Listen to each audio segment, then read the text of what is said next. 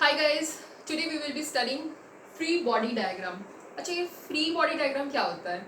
Freely body diagram ऐसा कुछ नहीं है. Free body diagram हमने already पढ़ा था कि forces को हमने पढ़ा था कि उसको हम इक्विलिब्रियम में जब रहता है तो कैसे हम इक्वेट करके उसको जीरो लिखते हैं, राइट? मतलब अगर एक बॉडी है, जैसे कि ये डस्टर है, मान लो ये डस्टर मेरे हाथ में है और यहाँ से इधर से एक तरफ से फोर्स लग रहा है, इधर से फोर्स लग रहा है, इधर से लग रहा है, इधर से लग रहा है, हर तरफ से लग रहा है, पर ये डस्टर मूव नहीं कर रहा है. तो क्या होता है कि हम summation of F is equal to zero लिख देते हैं, right? F net is equal to zero लिख देते हैं. तो ये जो इक्वेशन लिखते हैं ना, और ये जो डायग्राम हम बनाते हैं, ये जो डायग्राम हम बना रहे हैं, इसी को कहते हैं फ्री बॉडी डायग्राम. मतलब जैसे कि अगर मेरा एक ब्लॉक है यहाँ पे जिसका मास m है और इसका वेट फोर्स mg है, जैसे कि मैं खड़ी हूँ तो मेरा भी एक वेट होगा, और वेट फोर्स जो होता है वो हमेशा डाउनवर्ड होता है, ओके? बिकॉज g हमेशा टुवर्ड्स अर्थ होता है, तो इसीलिए वेट फोर्स हमेशा डाउनवर्ड होता है.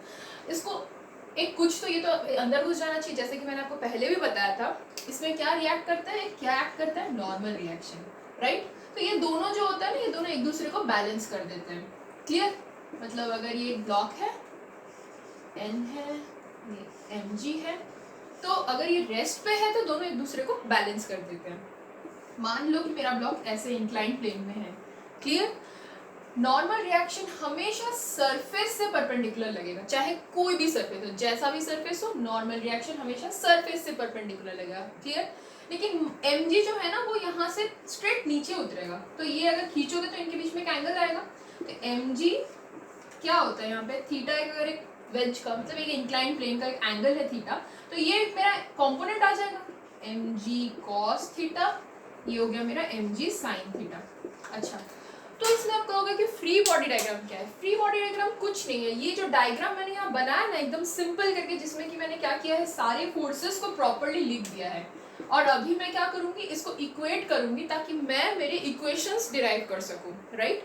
जैसे कि n इज इक्वल टू, मैं लिख सकती हूँ mg cos थीटा, क्योंकि ये n को कौन बैलेंस कर रहा है? mg cos theta, right? अच्छा, mg sin थीटा इस डायरेक्शन में. अगर मेरे पास एक फ्रिक्शन फोर्स होता, वो इस डायरेक्शन में होता, तो मैं क्या लिखती? ये ब्लॉक तो मूव कर रहा है, चलो मान लिया कि ये ब्लॉक इस डायरेक्शन में a एक्सीलरेशन से मूव कर रहा है, तो mg sin theta minus fs is equal to ma. मैं ये लिख सकती हूँ, राइट? क्योंकि मैं क्या कर रही हूँ, मेरा ब्लॉक ऐसे इस डायरेक्शन में, मतलब ये ऐसे डस्टर है, ये ऐसे ऐसे मूव कर रहा है, तो अगर ऐसे मूव कर रहा है तो इसका अपना एक्सीलरेशन है और इसका वेट फोर्स है, इसका नॉर्मल है, इसके ऊपर फ्रिक्शन लग रहा है. तो फ्री बॉडी डायग्राम का क्या मतलब होता है कि ये जो मोशन है ना, इस चीज को मैंने पूरा का पूरा डायग्रामेटिकली रिप्रेजेंट किया है with all the forces in it. अभी मैंने यहाँ से देख तुरंत लिख दिया mg sin theta minus fs is equal to ma. ठीक है? तो ये इंपॉर्टेंट क्यों है? क्योंकि जब आप कॉम्प्लेक्स क्वेश्चंस करोगे तो आपको सबसे पहले फ्री बॉडी डायग्राम अच्छे से बना लेना है. आपको कंफ्यूजन नहीं होना चाहिए. अगर आपको यहाँ पे ये भी, आपको कभी कभी ऐसे क्वेश्चंस भी आता है जब यहाँ पे ना आपको ये वाला, जब आप आगे पढ़ोगे तो ये नॉर्मल का भी आपको ऐसे दो कंपोनेंट मिलेंगे, तो उसमें उस डायरेक्शन में आपको करना पड़ेगा. ये स्ट्रेट नॉर्मल है ना, तो नॉर्मल का भी आपको दो कंपोनेंट मिलेगा, तो आपको उसी हिसाब से फिर उसको रिजल्ट मतलब कंपोनेंट लेके फिर इक्वेट करना है. खैर वो हम अभी नहीं देख रहे हैं, वो हम इवेंचुअली देखेंगे जब हम प्रॉब्लम्स में जाएंगे. तो फिलहाल के लिए इतना तो समझ में आ गया है.